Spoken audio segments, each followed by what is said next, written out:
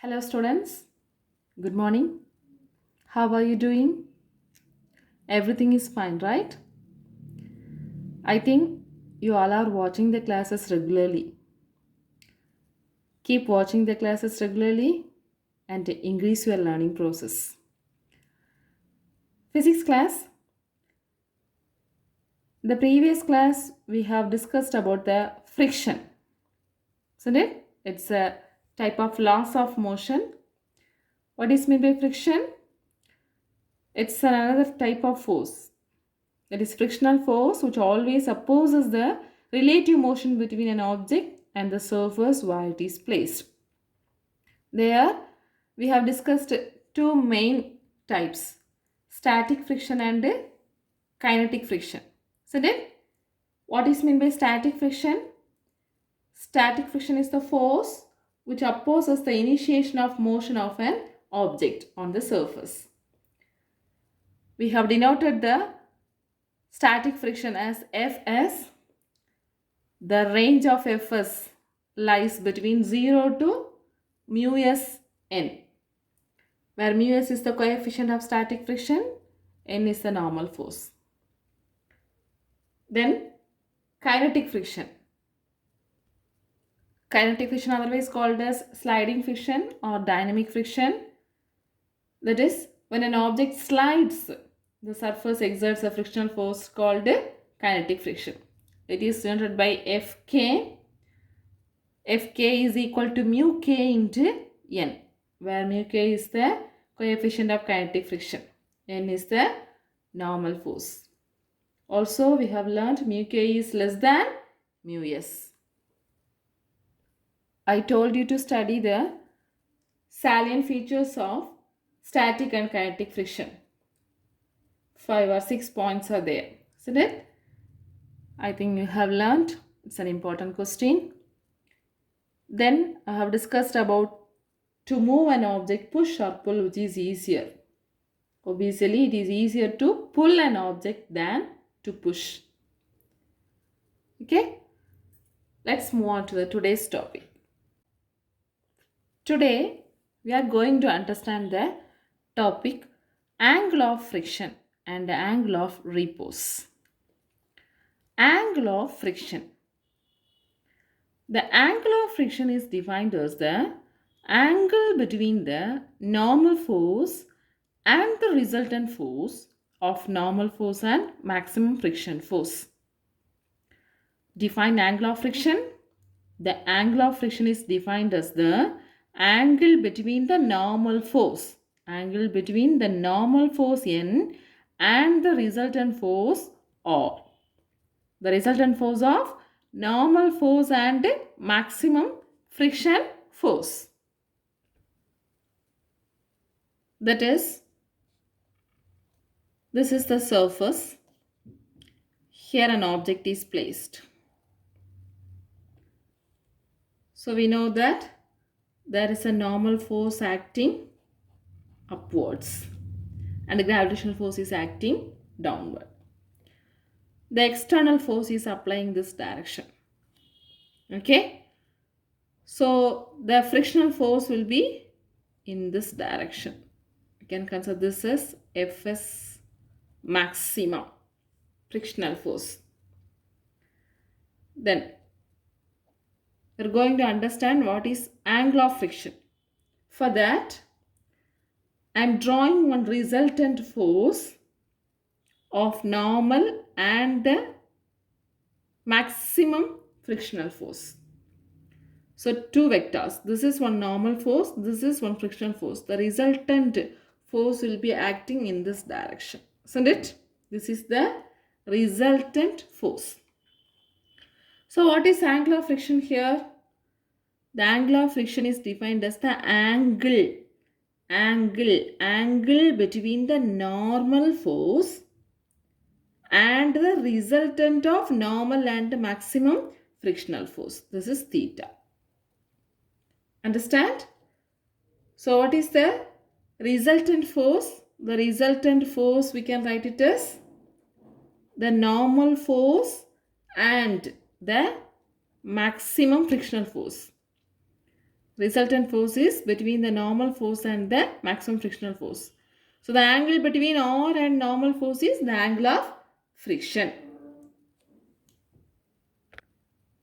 Let's write the magnitude of resultant force vectorically. That is, from this figure, we can use the Pythagoras theorem or the vector.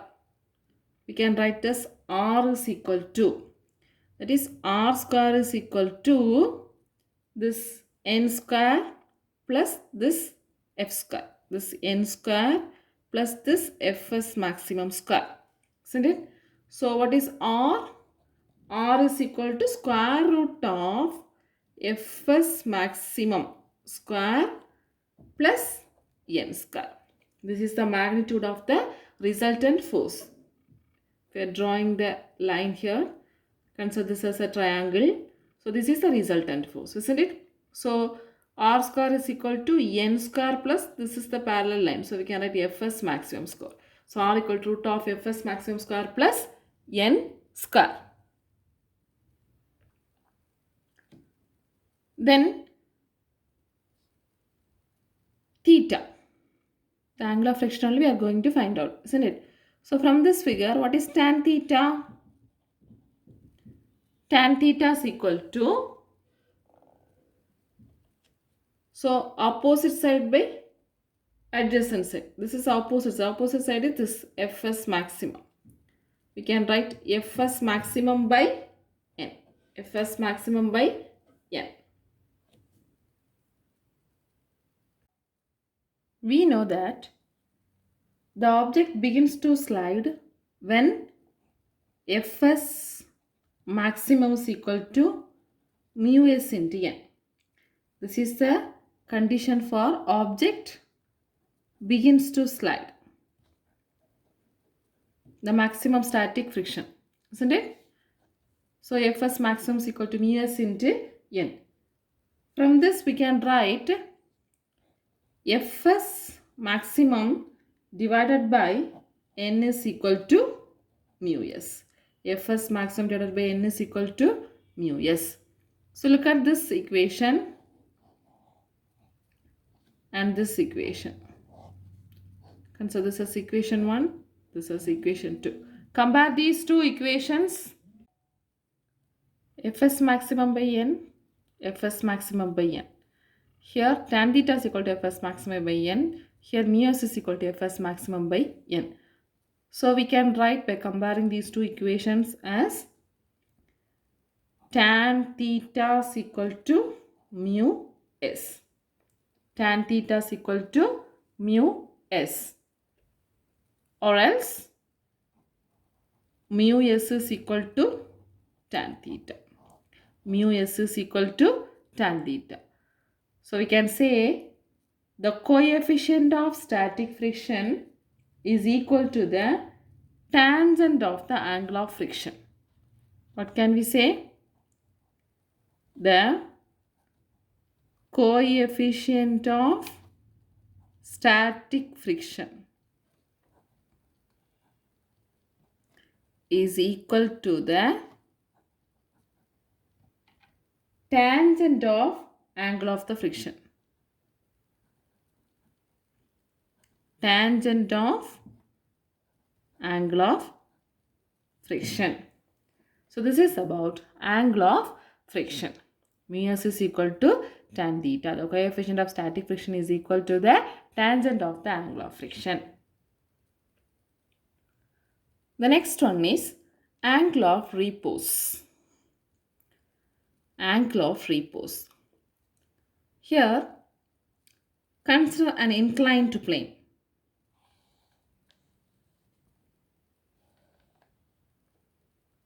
So this is an inclined plane. An object is placed here. This is an angle theta. That is the angle which this plane makes with the horizontal. The plane makes an angle with this horizontal, that is theta. Here, for the small angle of theta, let us consider this much. Whether this object will slide? No. Isn't it? For smaller angle. Again, slowly we are increasing this angle. The slope we are increasing.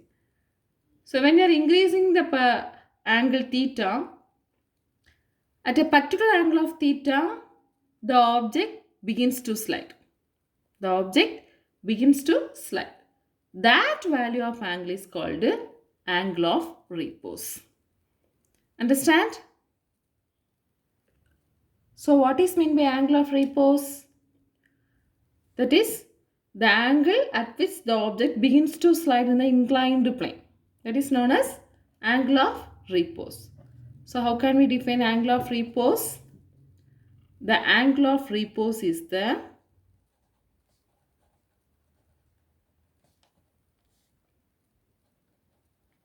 angle of inclined plane. Angle of inclined plane with the horizontal.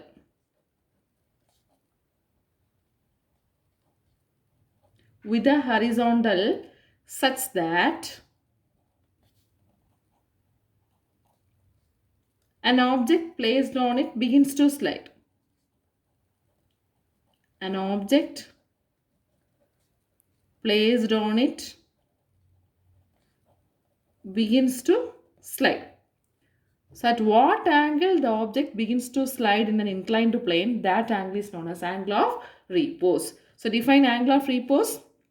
The angle of repose is the angle of inclined plane with the horizontal such that an object placed on it begins to slide. Let's find the value of angle of repose. So consider an inclined plane. This is the horizontal surface. This is the inclined surface. This is theta. Okay. Here an object is placed on the inclined surface.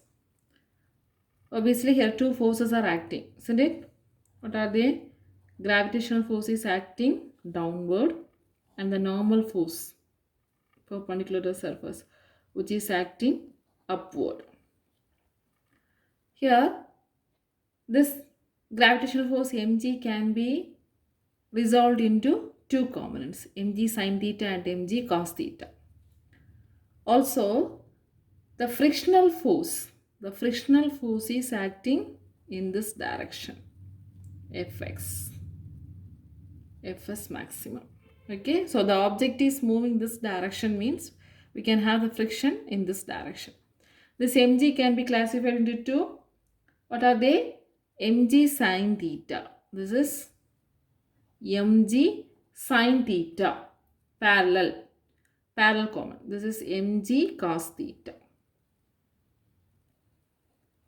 mg cos theta. Actually, this is an angle theta. How this is theta?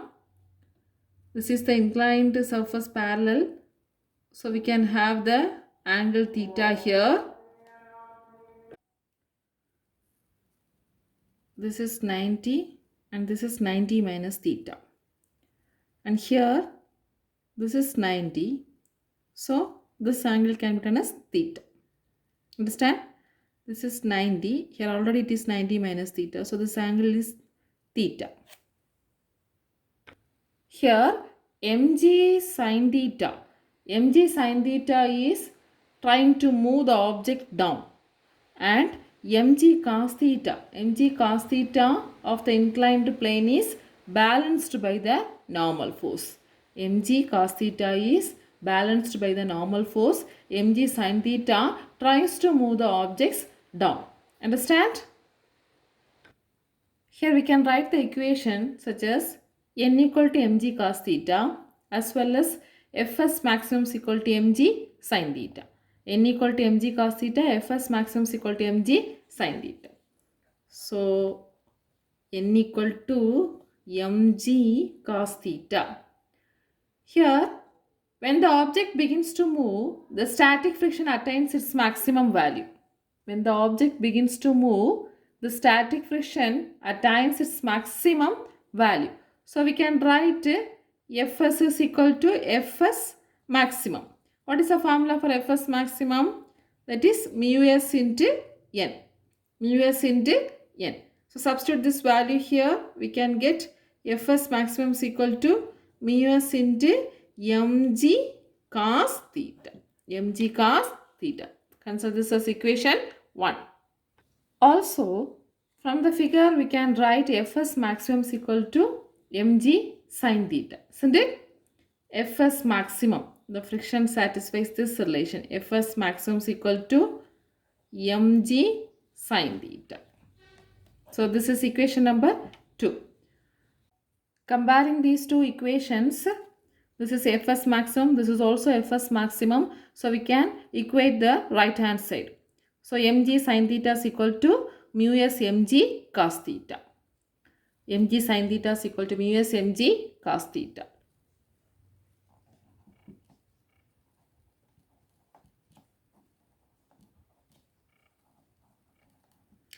Here mg get cancelled.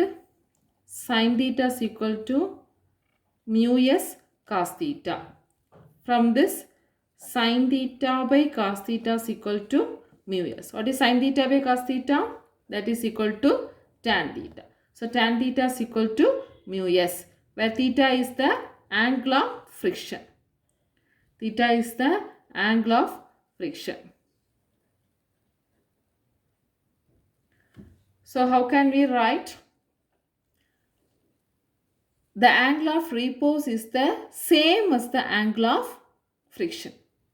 The angle of repose is the same of the angle of friction, because already in the angle of friction we got the same relation. What is that?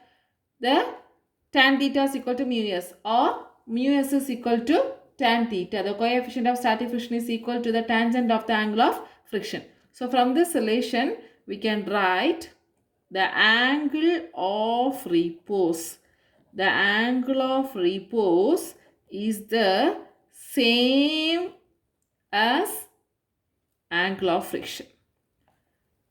Angle of friction. Here tan theta is equal to mu s.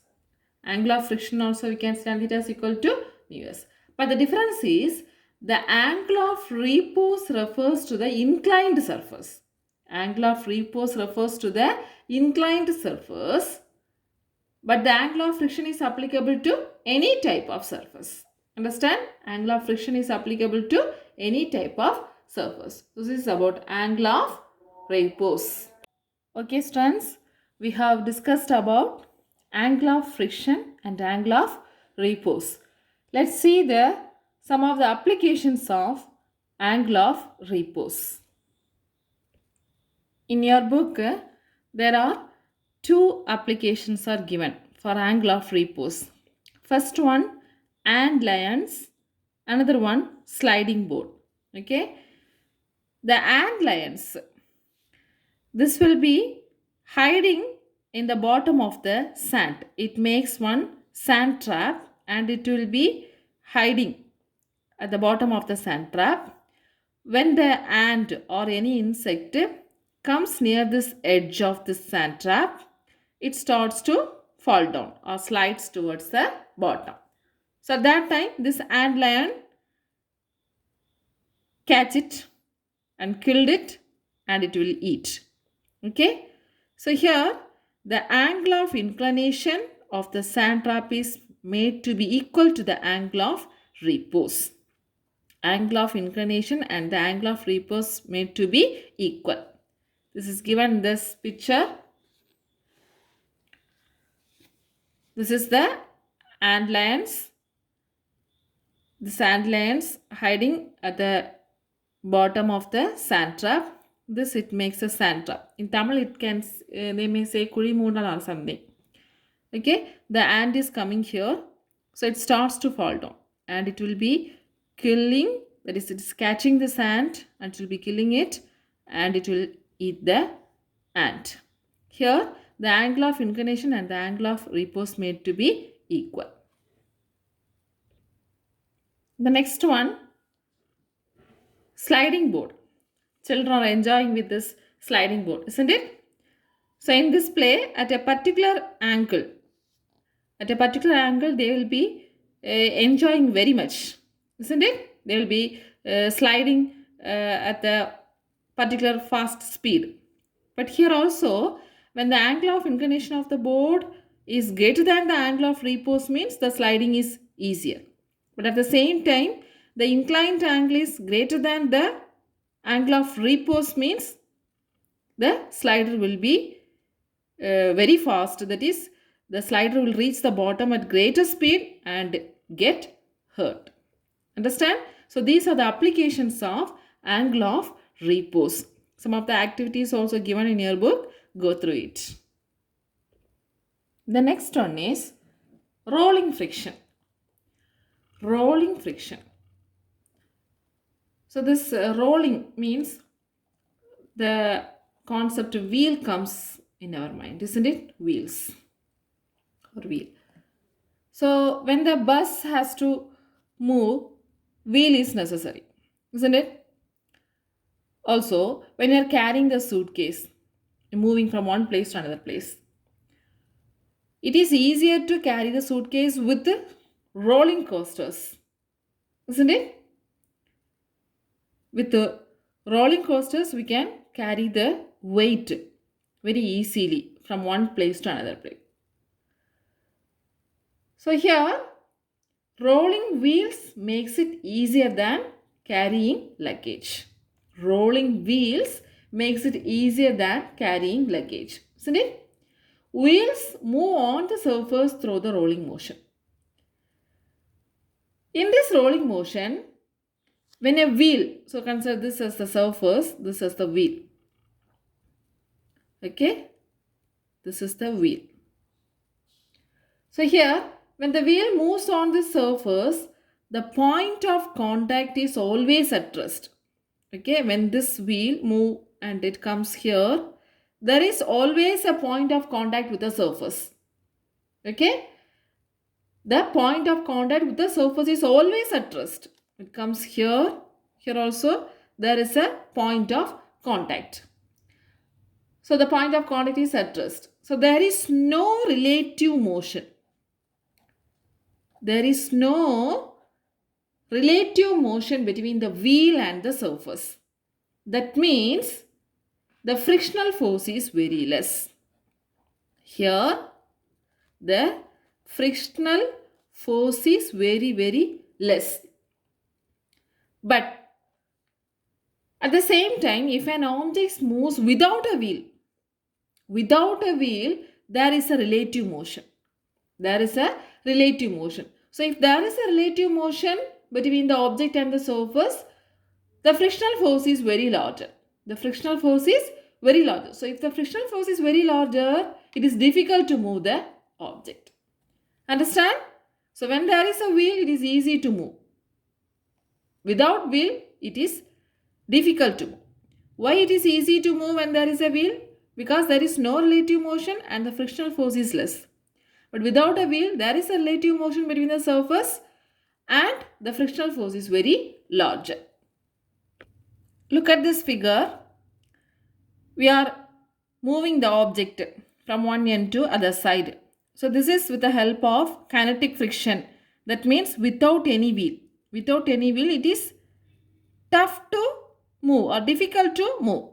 But when you are placing some rollers, that means some kind of rolling boards, wheels or anything, with the help of a finger itself, we can able to move the object from one end to other side. Understand? So this is about rolling motion. I said in the rolling motion, that is pure rolling, the point of contact with the surface should be at rest, isn't it? So this is a surface and this is the wheel. The point of contact with the surface should be at rest. But practically, it is not so. Because of the elastic nature. You will be learning the properties of materials. So the elastic nature of the surfaces, some deformation will be occur. Sometimes the surface, that is, it gets like this.